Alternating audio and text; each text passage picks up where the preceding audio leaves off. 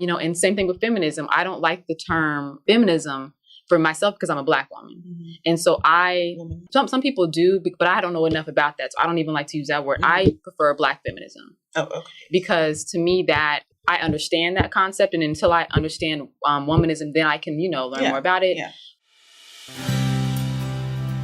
Welcome to the Networking with Michelle podcast, the show dedicated on providing you the how-tos of marketing and networking strategies. Here we believe in the Jim Rohn quote, success is nothing more than a few simple disciplines practiced every day. Hey everyone, it's a brand new episode, Networking with Michelle. We are doing a Black Girl Magic Roundtable. Okay. We have Nyla. Hey. We have Asheli. She's been on the show before. Hello. So why don't you take a moment and introduce yourself? Hey world, or networking. Do you have a name for your audience? No, but I need one. Michelleites. No. No. I mean, we have your a lot bells. We have Michelle a lot bells. of men. I get feedback from a lot of the brothers, so I don't want to, neglect them. You know what? Bros. We'll come back to that. Okay. Hi, everyone. I'm Nyla. I am a blogger and I work in video marketing. And I don't know, a lot of stuff interests me. So I like to talk about a lot of things. So I think that's what we're going to do here today. Yes, all right. Yes. My name's Asheli. I'm a returning guest. I'm family, Hey. I am currently a PhD student, entrepreneur / creative / Okay, I can dig it. So the reason why we're coming together is because earlier this year in February, the Greater Houston Black Chamber of Commerce and the Black NBA, they brought down Maggie Anderson. Mm-hmm. She wrote the book, Our Black Year, I believe. And she talked about how she bought Black for a whole year. Mm-hmm. And she's based out of Illinois, outside of Chicago somewhere. And so she came down here in Houston. She did a great keynote. And then on February 22nd, Asheli posted a video by, I think it's Atlantic Black Star or something. Yeah. Mm-hmm. And it's about a 3 to 4 minute video talking about how there's been history has proven Black people, we have created several thriving communities, but white people, one way or another, have attacked or destroyed those communities. And we sparked a conversation on that. And we were like, hey, we need to discuss this over tea, our podcast. Yes. And here we are 5 months later.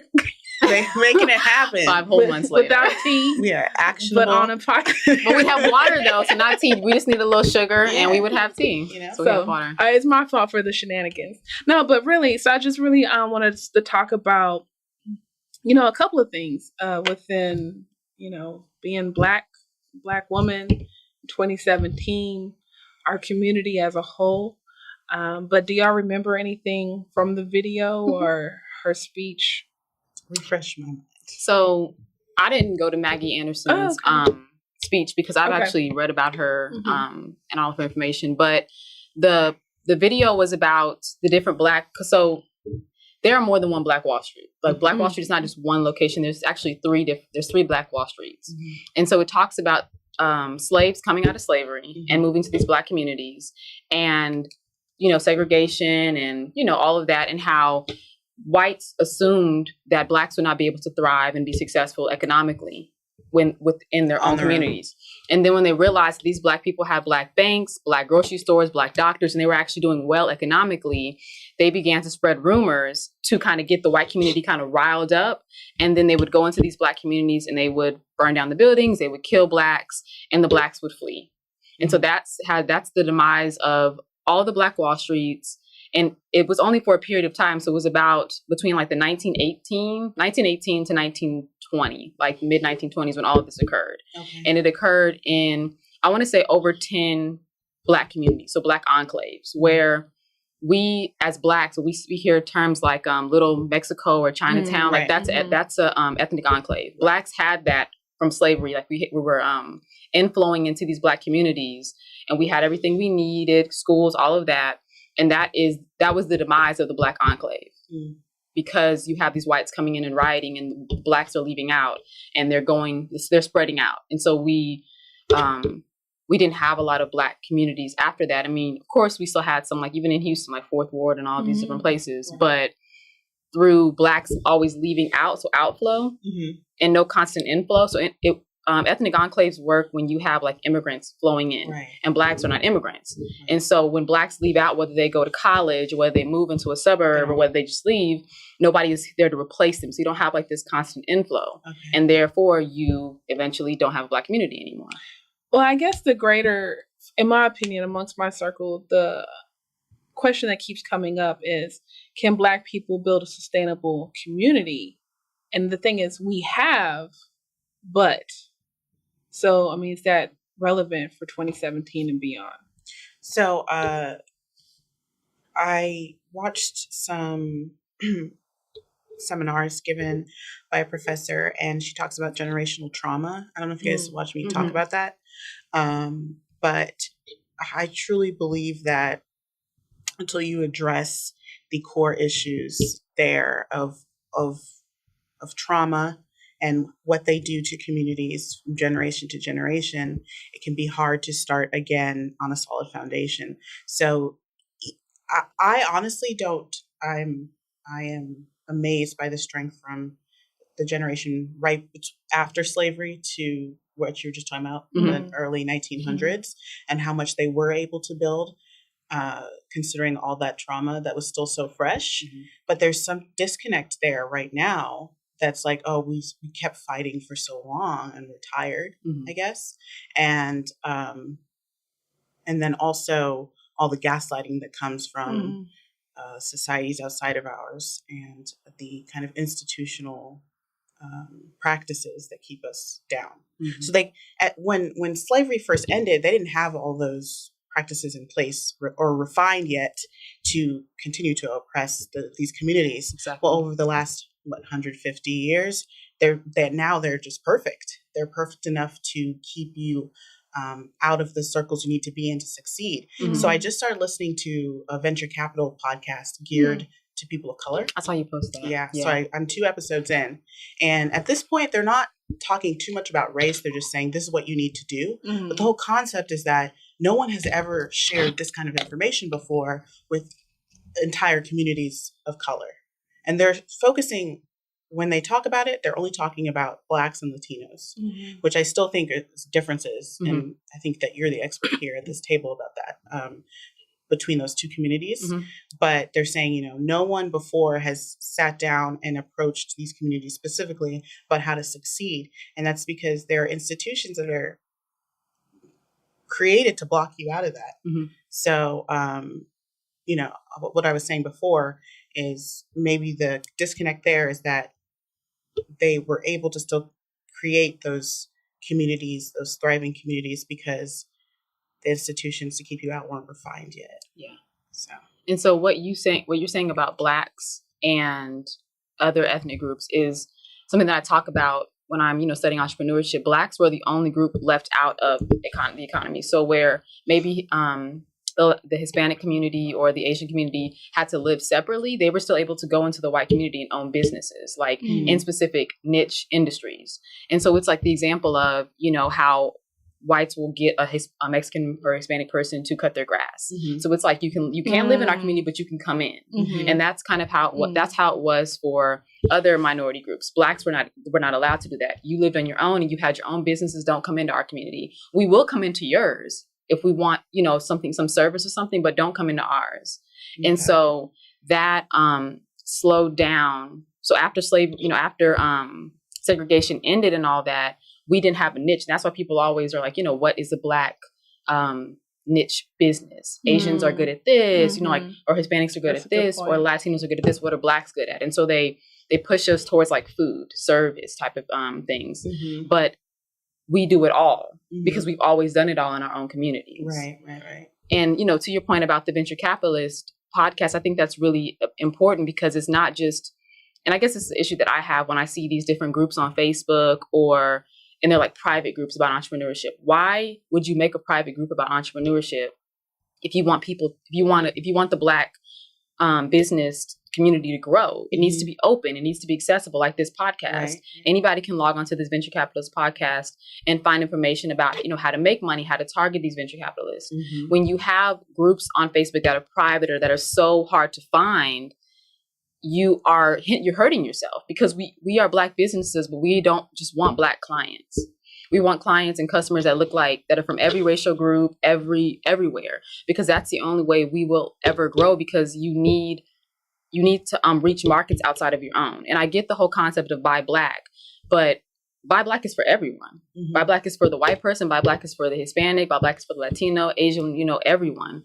And until we realize that we have to kind of gather our information and make it public, then we won't ever get to the point of, you know, being able to really grow as quickly as other minority groups. But do you think that, I guess historically, mm-hmm. do you think Black people, up to recently, at least here in Texas, Black people have been the majority minority, right? So do you feel that white people have been threatened by that? That way, that's why they have unfortunately destroyed our communities in the past. And then now you're seeing Asians and Hispanics, they have creeped up and surpassed us in several areas that maybe our white folks weren't prepared for that. Mm-hmm. More prepared, you said, or they weren't prepared? They weren't prepared. Because I feel like we've always been the greater threat, right? From mm-hmm. slavery. I mean, obviously I'm not Asian or Latino, so I don't know the history as much as Black history, African American history. Mm-hmm. But that's my assumption, right? Based off of the trend, because I'm a marketer.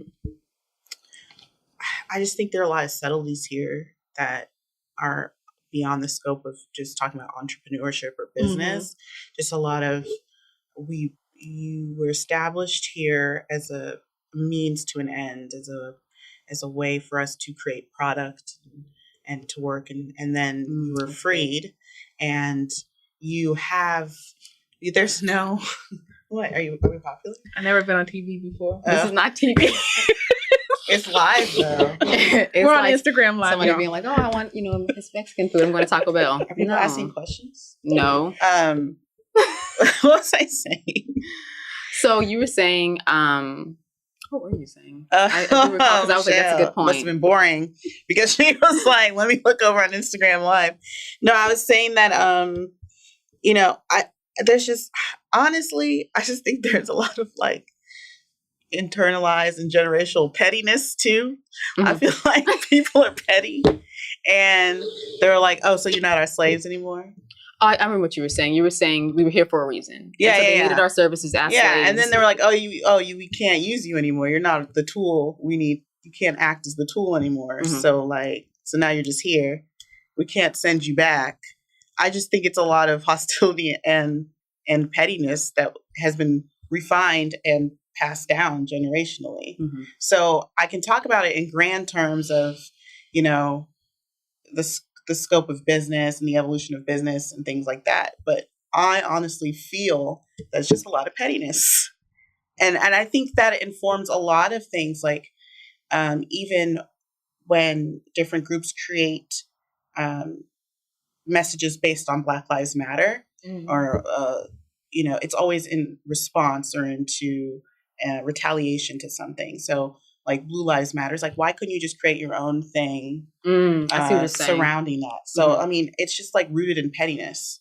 So you were here to work for us, and you wanting the desire to create your own stuff is outrageous to us. Yeah. And I know that's not politically correct to say, but I don't understand any other way to describe it. It's like, why wouldn't you want somebody who's a part of your country to also thrive? Because that was never the goal. Like we were not brought here as slaves. Like, we're going to bring them here. We want them to thrive. That was never the goal. Yeah. And so we're like, we're bringing you here. Now we can't have slaves anymore. And so we want you to leave.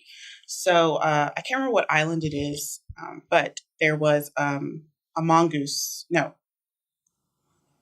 it was either mongoose or cobra. So there's an infestation of one of them, and they hunt each other. I think mongoose eat cobra. Mm-hmm. So let's say there's too many snakes. So we bring in these mongoose to the island who are not native to this island. We capture them and we bring them here because we want to get rid of these snakes. we bring them here to get rid of them. But then the mongoose take over the island and we don't need them anymore. So we exterminate them. Now what? So now what do we do? And I always think about that in terms of slavery, because it's like you needed a job done. Let's say that snake is cotton. You need cotton picked, so you bring these people over. But then, okay, so cotton's picked and they told you can't have slaves anymore. So what do we do now? And then you just grow this kind of like hostility towards your space being overrun because they're supposed to work for you. Yeah. And the population continued to grow because, like, you know, when we look at like the one drop rule, you have slave masters raping women. And so then you have these children born that are half black, half white, but they're considered black. So the black population continues to grow. Like you said, the mongoose take over the island, the blacks take over. And so what we're going to do is we're going to put you guys into your own community segregation. But then, you know, here comes integration. And so you all are everywhere now. And so it's like, we don't want you in our neighborhood. And that's when we talk about like, racialized spaces, like when they would see Trayvon Martin walking, he doesn't belong here in this space. And so that's when people, you know, you talked about institutional racism, like redlining. We don't want you in this community. We don't want you in this company. We don't want you in this school. Right. And so, but we're taking over. And so I think that it's making them really uncomfortable because we couldn't contain you as slaves because slavery ended. And now we cannot continue through institutional racism because you guys are, you know, too smart and there's ways around that. And so now I think that, you know, they're running out of options and we see like police killing blacks. So it's like, now we're just going to exterminate you because we've tried all these different measures, slavery, segregation, institutional racism, and nothing is working. So we're just going to kill you. When we see you, we're going to kill you. Do you think our well, you know, my parents are African. So I know for sure my mom, growing up, she wasn't taught about slavery. She didn't know what slavery was until she came here. She came to the States for college, right? So do you think our education system does more harm around this? About how they teach us about slavery? Yeah, because I mean, I don't know. Like, is that something you're really going to teach your child growing up? I mean, I've had this conversation with my partner because he's white, and so I'm always like, "Look, I'm with you, so we got to talk about this if we are going to have kids." Good job. Shout out to him. But anyway, you know, that's so complicated, and you just blew my mind the fact that your mom didn't know about it, like. Because I do think African Americans we're so entrenched in our own history, we forget about Black people's experience outside of ours, and so racism here is different, but anti-Blackness is pervasive, no matter where you go. But anyway, I don't know. Slavery is taught in such an odd way in our schools, and yet I can't remember a time when I didn't know about slaves. Right. So I was a military brat, so I didn't grow up in like the South. I came here for college. I think I told you that in the last podcast. And so throughout my time in school, especially when I lived overseas in Okinawa for a while, we never learned about slavery. They never talked about that. Because I'm sorry, can you say what grades? Like it was 4th, 5th, 6th, and 7th grade. So for 4 grades, we never learned about it. We learned about the culture of Okinawa. Okay. So not even the culture of Japan, but the culture of that island specifically. And so when we talk about America is, I hate to say it, but like white. You know, like when you talk about America, it's white history. So we learn about this Christopher Columbus. He just came over here on these boats and, you know, and it was just amazing. And then like these Indians, they just had a dinner. And I remember seeing the pictures when I was in like Ohio and New Mexico of these pictures of like these pilgrims and these Indians at this table. And it was just such a cordial meal because, you know, that's what happened. Yeah. And we're learning history, white history in school. When you go to Japan, when I learned about Japanese Okinawan history. When you come to America, you're learning about American history. And so it's not Black history. It's not African American history. And unless parents do their job, Black parents do their job of teaching their children the history, then you won't know. And so we have to realize, like, when people say it's not a celebrity's job to raise your child, it's not solely the school's job to teach your children about your history. Yeah. It's the parents' job. But then you have to remember, some parents don't even know. So how will these children find out? Thank God for HBCUs, because that is where I truly learn about Black culture and Black history. Because even though I think we're taking like Texas history, the professor would go off on tangents and teach us about Black history because he realized like this is important. I'm in this classroom filled with, 30, 40 Black students. This is my opportunity to share with them their history. Yeah. And so if he had never taught me that, and my parents had never taught me, and they had depended on like these American school systems, I would have never known. Yeah. So.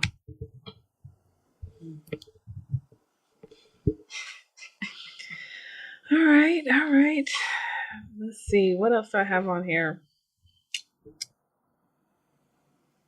I thought we were talking about millennials. Yeah, let's talk about that. I mean, that makes sense. I love.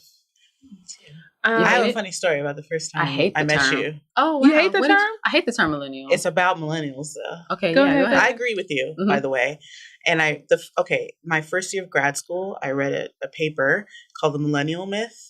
And that's when I was like, okay, I get it. Nobody else, I think you understand what that paper was probably about, but most people don't get it. Like generational differences, I mean, of course they exist, but that whole myth that you've got to do all this work to try to, it's a myth. It's something I remember someone told me something was a learned concept once, and I was like, everything's a learned concept. What are you talking about? That's nonsense. But it really is something that is just out in the ether, and it's gotten its own life. But the first time I met Asheli was at a Walker's Legacy event. Oh, yes. Oh, yes. And I don't remember the question, but Asheli stood up and was like, look, y'all have a responsibility too to teach us. And that whole room was filled with older businesswomen.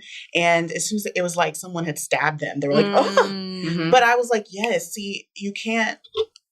I was right there with her. I'm like, they create this wall in which they have created this avatar of what a millennial is. And while that might work for marketing for whatever reason or social media for you to create your sales page, it doesn't work in real life when you're trying to work next to somebody who's a different age than you. I'm like, you raise children who are millennials and you talk about them like they're complete strangers. These are your children. Yes. Like you know Tommy and you love him. You think he's the best, and yet you give this title to people like they're not human, and you write these articles and you share them on LinkedIn like we don't exist. She doesn't know Tommy. Her son Tommy's lazy at work.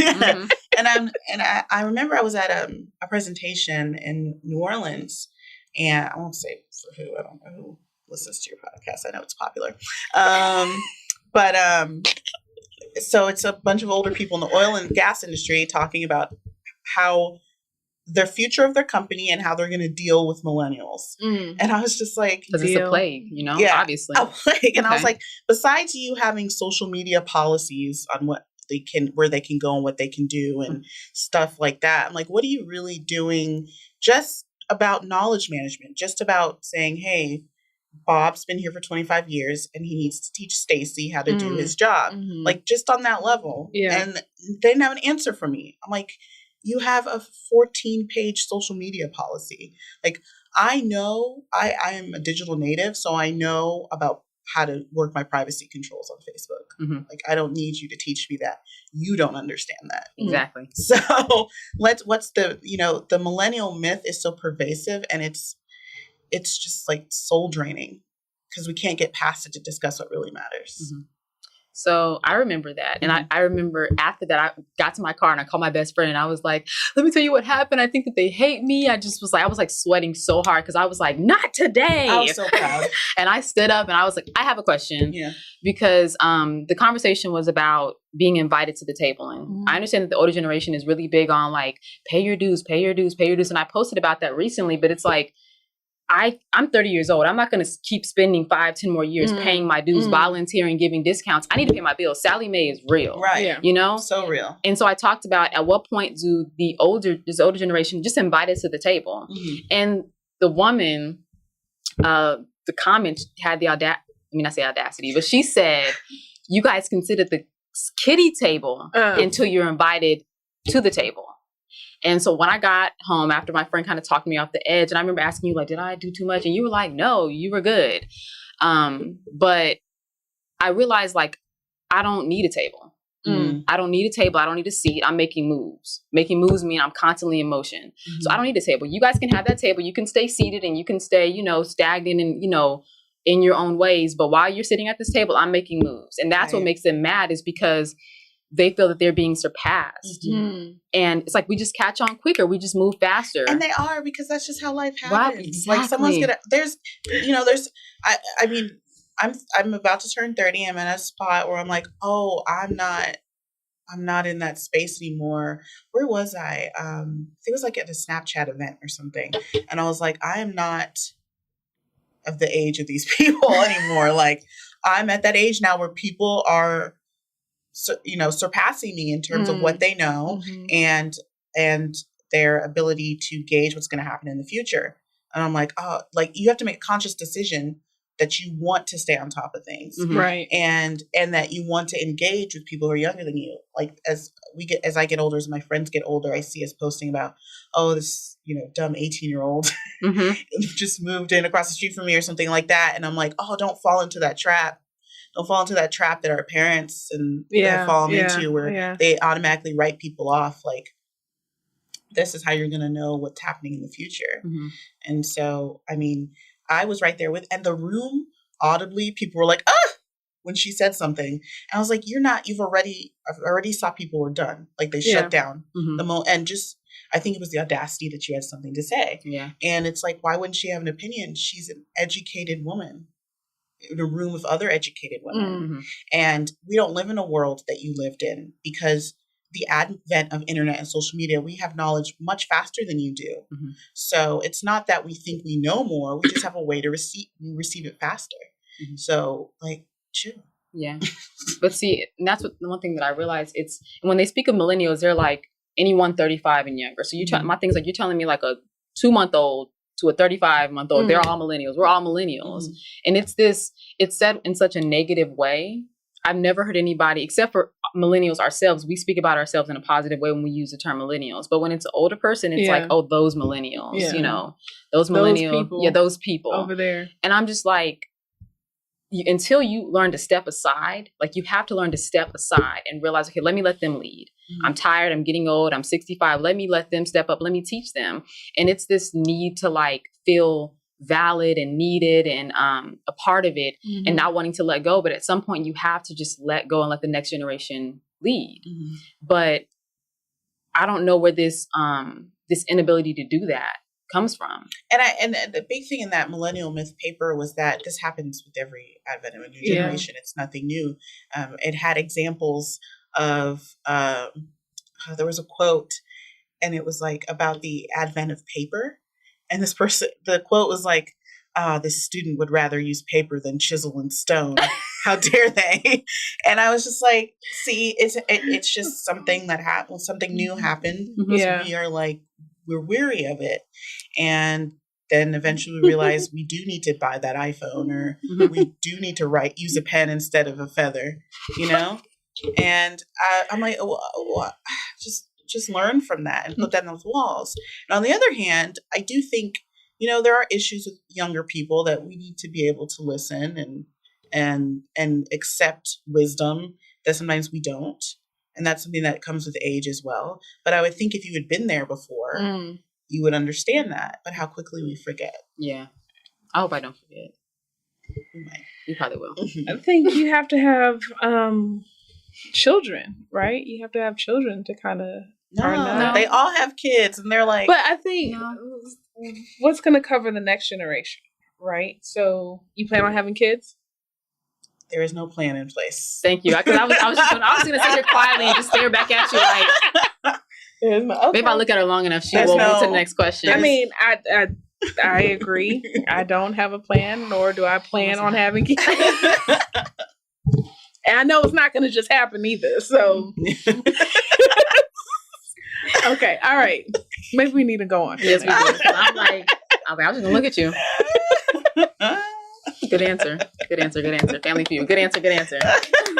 There's no escape route. There's no evacuation. All right. Let's talk about the dollars, our buying power, whether, African American, millennial. Like, I think there's a lot. We're constantly being marketed to. Everything. Beauty, travel, you name it. What say you? I don't know. So I always have an issue whenever people talk about like this the black buying power, you know, $1.2 trillion. So it's a good thing, like, but it's like you have to look at the whole picture. So it's like someone looking at like this little small part, but it's more to it. So by 2019, every other minority group will surpass Blacks. They're 1.2 trillion. Hispanics, Asians, they'll surpass us. In buying power? In buying power. So I think Hispanics will be at 1.9 trillion by 2019. Asians I believe will be at 1.3 trillion, because it's not about the buying power, it's about the rate of growth. So how are you growing? So Blacks have been at 1.2 trillion, I think, for the past 3 years. That's not a good thing. Mm-hmm. Right now, Asians are at, I think, 77 billion or million.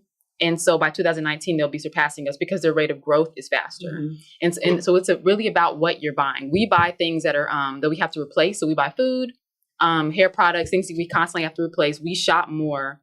It's 52 weeks in a year. Blacks go to the grocery store every 49 weeks out of the 52, which means we just shop way too much.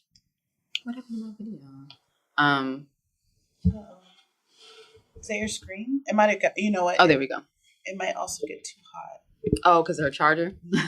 And so we just shop more than other racial groups, other minority groups. And so we have to start buying things like houses, land, things that put money back into the community. Because what we're buying, we're just going to Walmart, spending this stuff on hair products and food, and we're not actually putting it back into the community. So the cycle is it's stopping quickly. Like, I have money, I'm a Black person, I don't go to a Black business, I go to Walmart. That's the end of the Black dollar.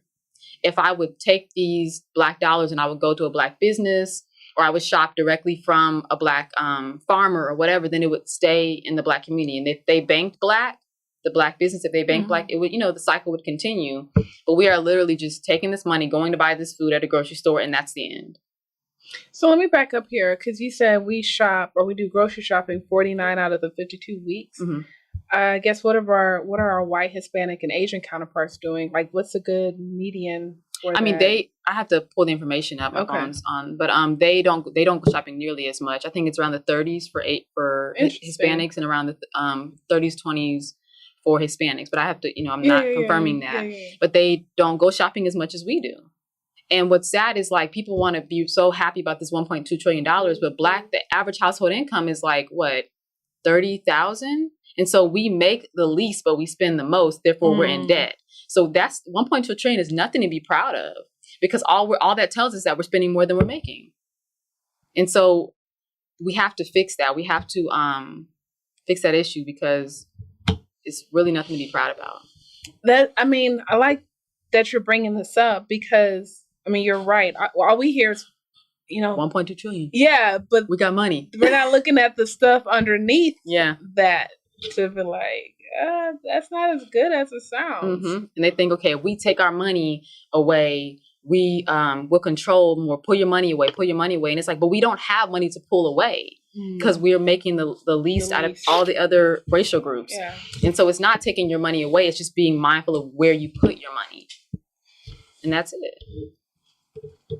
I think it's interesting also how we talk about buying power when there's statistics about how much less we make, on the dollar per each race. Yeah. And so and it just seems backwards of a conversation to have to talk about what can we. I understand that it's about the power. I think that's essentially what people are trying to get at. We have power. Money is power. So they feel like, okay, we have this number that's powerful. What do we do with it to get what we need to succeed? And so I understand that. And I think that is a valuable point. But, understanding how we match our counterparts in terms of salary and net worth and generational wealth. Right. Generational wealth, exactly. Which is something that is just an incredible hill to climb in terms of catching up with others. Mm-hmm. So, all right. Before we wrap up, what other topics we need to address? We're talking about Black women. Speak on it. You what? You speak on it. This is your area. Wait, what? About Black women and what do we? The intersection of gender and race and sexuality. that's such a broad topic. Like I need what should we talk about? I can talk about anything. I talk about body. I talk about, that's essentially it. Talk about body. Okay, so I mentioned earlier that I was a blogger, and while I've expanded what I write about now, over the last year I focused a lot on issues of the body, the agency we have over our bodies, the choices we can make in our bodies, how they inform the things that happen around us and to us, and then how we feel about our own bodies and how that informs our own actions. And so if you don't exist in the space, you might not know the term, but body positivity is a movement that grew out of the fat acceptance movement. And there's just right now a lot of issues around what that means, and the term feminism, right? Oh yeah. I don't know if you guys saw what happened with Amber Rose. Yeah, with the whole naked. Yes. Yeah. So earlier today on my Insta story, I talked about that, and I talked about how social media is a really great tool for the same reason that it's really awful, that you have all this access to information so quickly, but if you don't do the work outside of that to understand what it is, then you're just spreading information that is okay on the surface, but is faulty. Yeah. It's like there's a mathematical term called not even wrong, and that means like it's just not relevant. It's not even that it's wrong. It's just like, why is it here? And so what I see a lot in that community is that people conflate what they think is their opinion with fact. And so their own definitions of what these movements are, these political movements, these issues, is just making everything murky. And so, I truly believe that you have agency over your own body. You make decisions over your own body. And, the issue there is that with Amber Rose, which I think she wants to say, is that men and women aren't allowed the same amount of control over their own bodies. Exactly. But because I don't think Amber Rose is doing the extra work that it takes. I don't know the woman, but I don't feel like she's reading from Bell Hooks or Roxane Gay or other people who write about this stuff on a philosophical level or a theoretical level. And so when she's just posting a picture of herself on Instagram naked, which a lot of people in my network do, but they write thoughtfully about why they're posting that way. When she's just saying, I'm promoting can I say words on here? Yeah. When she's just saying she's promoting her slut walk, and then it's, people don't understand where she's coming from. And it's so complicated because she doesn't have an obligation to explain herself to anybody, but she's touting herself as a feminist icon when I really think that what she is sex positive, which doesn't necessarily mean that you're a feminist. You can be sex positive and not a feminist. And you can be both. So my main point is that social media is a great tool, but it oversimplifies issues that are really complicated. Exactly. Just like back to taking it to millennials, you pass around these articles about avocado toast, but it's like there's so many layers to why our generation is not buying things the way the other generation is, or not investing in the way the older generation did. And so we talk about all these really big issues and we're putting them in 140 characters or less. And that just makes it so incredibly difficult to have real conversations about them. Yeah. Because they're just headlines. So there is, I can't remember the author, but he was talking about racism. And he's like, when you define racism too narrowly, that means only this is racism. When you define it too broadly, that means everything is racism. And it's the same way with how she defines feminism. She's defining it too narrowly. And so people, it's just this. I can post myself naked and this is feminism because I'm in control of my body, and that's not what it is. And no one, because it's Amber Rose and because she posted and she gets so many likes, people see her as like a source of legitimacy. Like, okay, what she's saying is legitimate. I don't even need to go look on Google. She has influence. Yeah. And that's the way I feel about people using the term intersectionality. Like they use it as though it's only for women of color. And that is not, that's women of color, that's racialized gender. When intersectionality means gender, race, sexual orientation, age. It's an intersection of multiple social concepts. Intersectionality is not about a woman who is a woman of color. That is not what that is. And that's part of the reason why I don't like to use that term online, because I don't want to just throw it out there and people just take it as, okay, this is how it's defined. And yeah, you know, and same thing with feminism. I don't like the term feminism for myself because I'm a Black woman. Mm-hmm. And so do you use that? I mean, some people do, but I don't know enough about that. So I don't even like to use that word. Mm-hmm. I prefer Black feminism. Oh, okay. Because to me that I understand that concept. And until I understand womanism, then I can, you know, learn more about it. Yeah. But what I realize is that my desire to know more before I step out and speak is not everyone else's desire. Mm-hmm. Some people just, you know, they want to use the word feminism. They just throw it out there. And a lot of men do that online. They'll see a woman, like an angry woman, and, you know, and they'll say, okay, look at her being a feminist. Mm-hmm. Look at this feminist. And no, she's just an angry woman, mm-hmm. not a feminist. She didn't say anything that had to do mm-hmm. with feminism. She's just an angry woman. But people just throw these terms out there without doing the research themselves. And it's like, okay, you don't want to read bell hooks. You don't want to go and read an article. But Google is free. Mm-hmm. You can get on Google and type in define feminism, and you can find some credible sources besides Amber Rose. Right. But nobody wants to do that. Yeah. It's lazy. There's so much. It is. And there's so much coming at you all the time that you're like, I know I should be knowledgeable about this topic, but I don't really have time to sit down and read it. Oh, someone asked a question? My best friend, hey girl. She said Black women's hair in the workplace, corporate America. Oh, that's a good topic. So I'm not going to say any names here, but I know someone writing an article about that, and they asked this executive to give her opinion because she's natural. she's and I don't know how people feel about the term privilege, but I view her as a privileged natural because she has looser curls and she straightens her hair every once in a while. Anyway, her answer was that you still need. She gave her answer about how she does her hair, and this is for a natural hair website. How she does her hair, but then she said that. Maybe I shouldn't be saying that. Say it. I want to know. You worried about your live feed. That's what you worried about. But you know, then she talked about professionalism, and I saw that again in an article today, which I didn't read yet, but it was just like, how do you stay professional and natural in the workplace? Mm. And I just started to think more about what are these definitions of what professional is, mm-hmm. and how is it rooted in whiteness? Mm-hmm.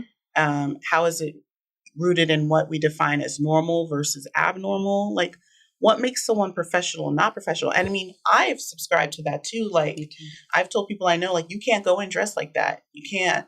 It doesn't matter what you do. And I'm like, you know, am I selling out for telling people that? But it's like, you can't get ahead unless you look a certain way or act a certain way or dress a certain way. And I don't have an answer for it, but it's something to just continually think about. Like, how do you remain true to yourself and still fit into the mold enough to get ahead? Mm-hmm. And I know a lot of people who said, well, I don't want to work in a workspace where they wouldn't accept me for who I am. And okay, that's great, but not everyone. Yeah, but I mean, you won't know that until you get there, first of all. But I mean, I struggle with that. You know, I went natural, I think 2009, mm-hmm. and I was working at JP Morgan Chase. Mm-hmm. But I had admired so many Black women with natural hair, and I just like envied them. Like, man, like what is it going to take for me to do that? And then I finally felt comfortable in my job at Chase. I think I was there for at least a year or close to a year. And I was like, you know, I just went for it, you know? And I do think, not so much at Chase, but I think when I left Chase and I was on the job hunt, I definitely think me being natural has affected me. Mm-hmm. But it is what it is. Mm-hmm. Now, I think professionalism is really based off of your perceived character and appearance. Mm-hmm. Right. I think for all of us, we want to see someone that's easy on the eyes, well put together. You look clean, you look decent. You know, it's one thing if you're walking to the Astros game versus if you're coming inside my corporate, not even corporate, just my office building, corporate, small business, whatever you call it. And then you're like, hey, I'm looking for a job. I might be like, you don't look like you're looking for a job. Like what you're correlating the effort that you're putting in. Right. Okay. Right. So, yeah. So, right. But I can't judge you if 9 to 5, 5 to 9. If you're 5 to 9 and if I see you, I'm like, okay, well, he's having a good time. It is what it is. Now, if I'm viewing that in friendship, that's a whole different thing as well. But I think, to me, that's what professionalism comes down to. But I definitely think it's something that leans towards white mainstream definition or whatever. Exactly. Especially with me coming from a financial background. I mean, that when we go to school, we're ingrained to learn about corporate culture. And that has been the standard. And I think it's fairly recently when you have companies such as Starbucks, and even I'll just say startups in the tech world is like that have loosely defined professionalism, where you see a sense of comfort. It's like, okay, now just because I wear jeans doesn't mean my work is going to be any less than if I, have on some dress pants or a skirt or whatever. Right. I know a lot of incompetent people who own suits. Yeah, me too. Exactly. But see, even with that, it's like and they have straight hair. Yeah, someone can work for Google and it's very loose definition of professionalism. But if they walk in with dreadlocks, they could be seen differently. Yeah. And so for me, especially, it's not even. I mean, she said the workplace, but for me, it's like I go to A&M. And a big issue for me was when I first started going, I was like, okay, I need to cover up my tattoos up. I took my braids out. I had, what do you call it? Box braids. And I took them down and I was just going to wear my own hair. And I had I grew my hair. I'd have a little bob and I would wear it's hot outside. I'd wear these cardigans and I'm dressing and I get to A&M and these girls are wearing these oversized shirts with these little bitty shorts where you can't even see they have on shorts. They have tattoos, up. Their hair is in this messy bun. And I'm like, even though I see them, I know that I can't do that. Right. I can't do that. Look at her with her little bitty shorts. Right. Look at and I can't do it because it's not even about professionalism or what it means to look a certain way. It's the fact that for them, the double standard, for them as white people, white girls, they can do that. I can't, period. Right. And so it came to a point where I realized I have to be true to myself and I can't continue to hide based on someone else's definition of professionalism because I realized no matter what environment I'm in, the definition continues to change because it's their perception of what it is to be professional. It's their perception. My perception of what it is to be clean looking is different than yours. Right. And so someone can come to me and I'd be like, I'll hire you. Cool. I like how you look. And then she could be like, no, you don't look put together. Yeah. And so because of that, it's at some point you have to stop dressing for other people. But the saddest part is I've been in spaces Black spaces, or, I'm just around a lot, other Black people, and they'll be I've heard some crazy things, me drinking a beer at a after work happy hour, at a social, a networking thing. And they're like, why are you drinking a beer? And it's just I'm not going to subscribe to whatever restrictions you subscribe. Beer versus another kind of alcohol? Beer versus another kind of alcohol. Ooh. So women don't drink beer. You're a woman. You need to pour that into a glass. And it's all of these men here drinking beer. Chugging this beer. You want me to drink this margarita that I don't want. And what I realize is that Blacks do it just as bad as other racial groups. And then I get to A&M and I'm at their happy hours and their, socials with the faculty and they're taking shots. Yeah. And I'm just they're being true to themselves. Let me not, limit myself and put myself in this box that people try to put me in. I'm just going to be true to myself. And as long as I know I'm being professional, as long as I know I'm put together, and that's all that matters. Yeah, you got HR behind you too. Do you think you can code switch and be true to yourself in every situation and environment? I choose I choose not to code switch anymore. I choose not to do it. I still have to have always struggled with because I don't only code switch in a work situation. I code switch with friends. Right. Of course. And is reconnecting. I remember I was talking to my friend and she's like, I made a decision a long time ago not to do that. And that was a turning point for me. I was like, oh, I never thought that it was a decision that I could make. It's a decision. Yeah. I was making the decision to code switch. Yeah. Or my friends, or around Black coworkers, around white coworkers. It was constant. Yeah. And it's draining because you have to be so conscious. And I'm already an introvert. So I get exhausted being, around people. And so being an introvert on top of like having to be like super conscious of what I'm saying, how I'm saying it, am I smiling while I'm saying it? I can't do it. And so my aunt, I love my aunt. She told me when I was at A&M, because I was like, I won't speak up in certain classes. I won't say anything. Even if they say something that I know is wrong, I won't speak up. And so she was like, why? And I was like, I don't want them to think that I'm the angry Black woman. I don't want to speak too confidently. And they think, look at this angry Black woman. Yeah. I don't want to sound like I know what I'm saying. And there's this angry Black woman. And she was like, but Ashley, they're going to think that regardless. Even if you sit there quietly, look at her quiet. She's stuck up. You think she's the angry Black woman. Even if you smile while you say it, teeth way back here, they're still going to think it. And so I was like, why am I code switching? Yeah. The only thing I don't do is I know where to cuss and where not to cuss. Yeah. And that's it. That's my only rule. It's like in certain settings, I will cuss when I feel that, okay, this is okay setting. And other settings, I won't. But other than that, I'm not code switching anymore. Yeah. It's mental gymnastics. That's good. It really is. Final words? We talked about a lot here today in a short amount of time, and that's dope.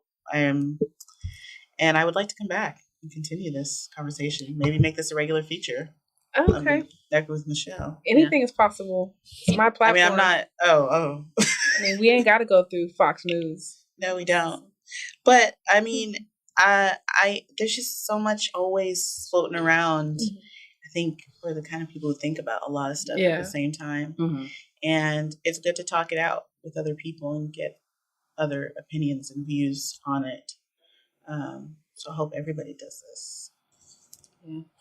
I guess my final words would just be, it gets to the Black audience and to the Black community. Being conscious is cool. Being woke is cool. But being informed is way better. It's real. And Google is free. Google is free. You know, Google.com. It's not no charge. Log in. I have one last final word. Okay. This is more like a mini topic. Can I sneak it in? Okay. So every year during like graduation time, there's this conversation about not everyone. We're really proud of people that go to college. And then there's a small group of people who are like, you don't have to go to college to be successful. And I agree with both of those.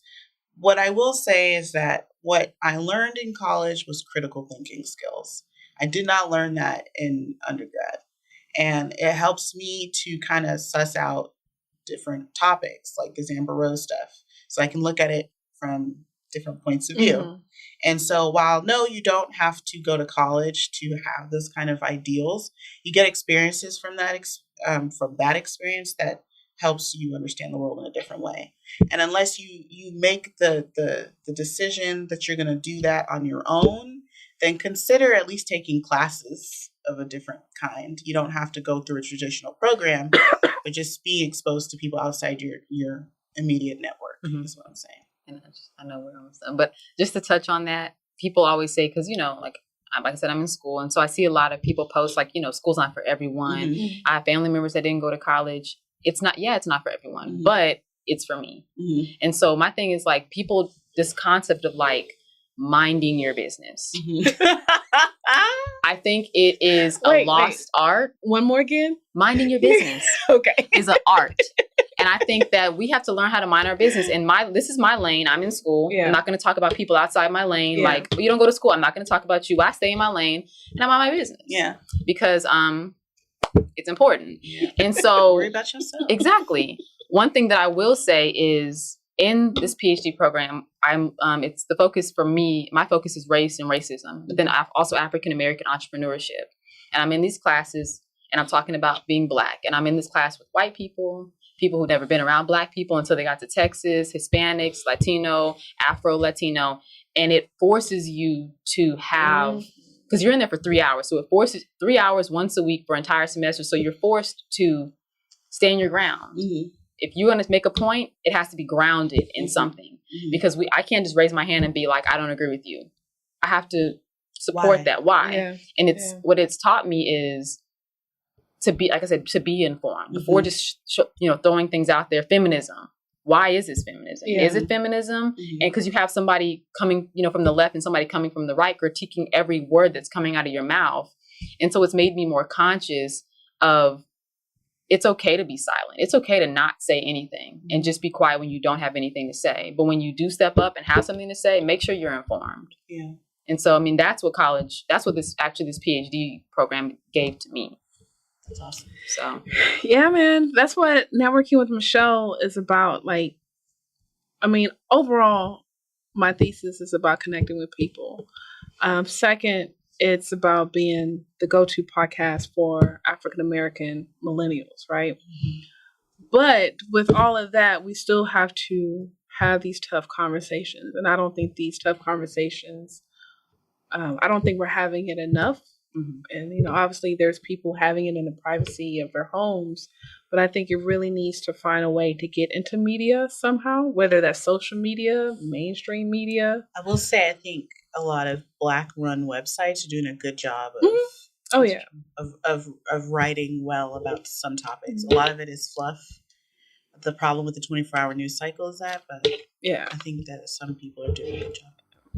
So I appreciate you, ladies. We're gonna have a part 2. Yeah. Thank you for having us. Having me back again. Thank you. I really appreciate it. Yeah, no doubt. So, as you know, I believe in you. Personal connection leads to an influential network. So thanks for networking with Michelle.